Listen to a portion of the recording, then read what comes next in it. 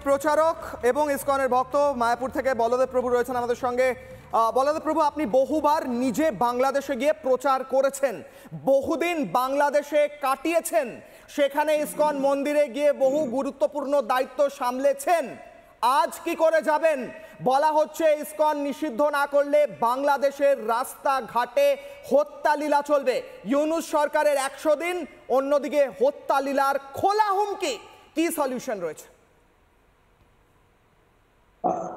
দেখুন, আসলে আপনাকে অনেক ধন্যবাদ। আমরা তো ইসকন যে আমরা প্রচার করি, মহাপ্রভুর বাণী প্রচার করি, আমরা তো এটাকে ভয় করি না আমাদেরকে হত্যা করবে কি করবে, কারণ আমরা তো জীবন উৎসর্গ করার জন্য বেরিয়েছি।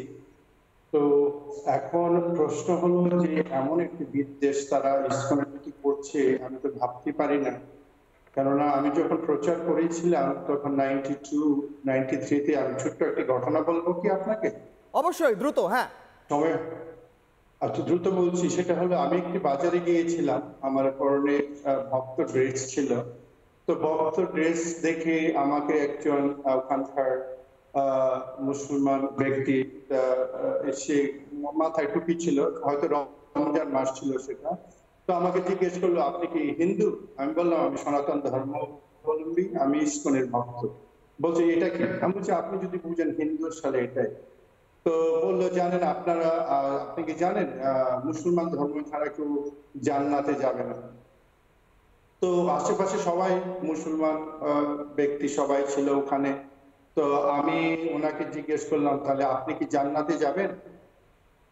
তখন তিনি বলল, হ্যাঁ, আমি তো মুসলমানের জন্ম নিয়েছি, আমি তো জান্নাতে অবশ্যই যাব। তো তখন তার রিপ্লাই আমি দিয়েছিলাম যে, দেখুন, আপনি শুধু মুসলমান হওয়াতেই যদি জান্নাতে যেতে পারেন, তাহলে ওই জান্নাতে আমি যাব না, কেননা এটা ওই জায়গায় যাওয়ার জন্য কোয়ালিটি দরকার হয়। তো এটার ওই জান্নাতের এখানে পার্থক্য।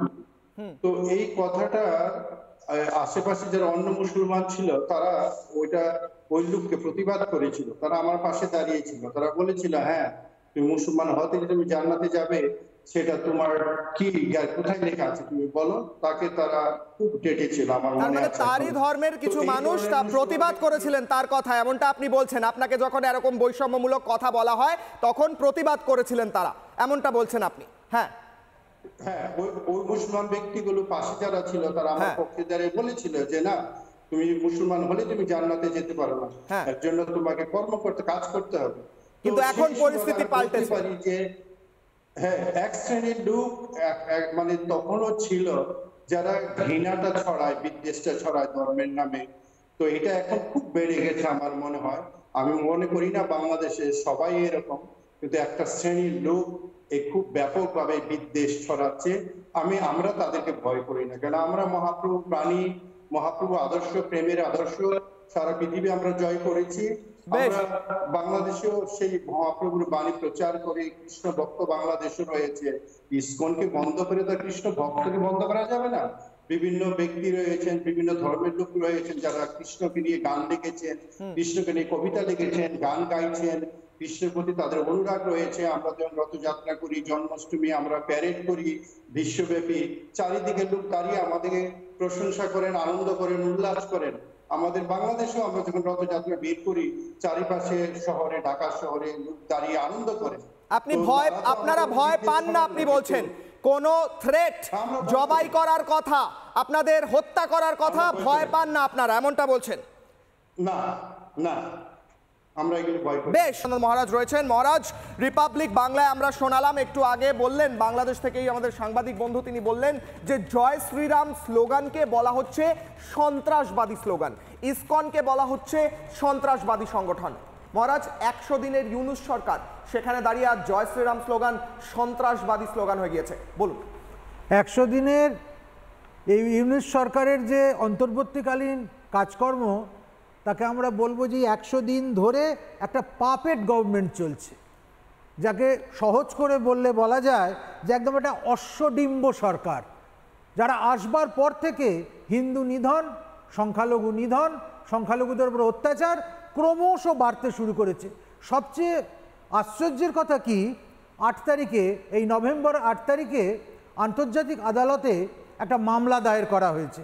মামলা দায়ের করেছেন কে না, সিলেটের প্রাক্তন মেয়র আনোয়ারউজ্জিন চৌধুরী। সেখানে তিনি ইউনূস সহ ৬২ জনকে অভিযুক্ত করেছেন এবং এই মামলা প্রায় ১৫,০০০ হিন্দু পরিবারের দ্বারা সমর্থিত হয়েছে। কেননা তিনি আসবার পর থেকেই গণহত্যা, মানবতা বিরোধী কার্যকলাপ সমানে চলছে। সরকারি কাজ, বিশেষ করে শিক্ষাগত যে সরকারি কাজ, সেখান থেকে বাধ্য করা হচ্ছে হিন্দুদেরকে জোর করে অবসর নিতে। বড় বড় পদে যারা রয়েছে সেখান থেকে তাদেরকে সরিয়ে দেওয়া হচ্ছে। একটা হিন্দু বিরোধী, আরও স্পেসিফিক করে বললে বলা যায় ভারত বিরোধী শিক্ষা, ভারত বিরোধী মনোভাব সেখানে সরকারিভাবে প্রমোট করা হচ্ছে। ভারতের বিরুদ্ধে কথা বলা, হিন্দুর বিরুদ্ধে প্রচার করা, হিন্দুর কথা বললে সে মৌলবাদী। এবং শুধু তাই নয়, ইসলামের যে মৌলবাদী সংস্থাগুলো তাদেরকে এমনভাবে উৎসাহ দিচ্ছে যে যাতে হিন্দুদের পালিয়ে আসতে বাধ্য হয়। তারা একদম অসহায়। যদি প্রতি মুহূর্তে, প্রতিদিন, প্রতিক্ষণে প্রাণের ওপর থ্রেট থাকে, যদি জীবনহানির আশঙ্কা থাকে, মানুষ কতদিন সেখানে লড়াই করবে, কতদিন যুঝবে? ফলে তাদেরকে যাতে পালিয়ে আসতে পারে তার ব্যবস্থা করা হচ্ছে। মন্দিরগুলোর ওপর হামলা, একটার পর একটা মন্দিরের ওপর হামলা। প্রথম আলো বলে বাংলাদেশে একটি খুব ভালো সংবাদপত্র আছে, তারা প্রকাশ করেছে কতগুলো জায়গার নাম, যেমন নাটোর, ধামরাই, পটুয়াখালীর কলাপাড়া, তার পাশাপাশি ফরিদপুর, যশোর, নোয়াখালী, মেহেরপুর, চাঁদপুর, খুলনা, চট্টগ্রামের নবগ্রহ মন্দির।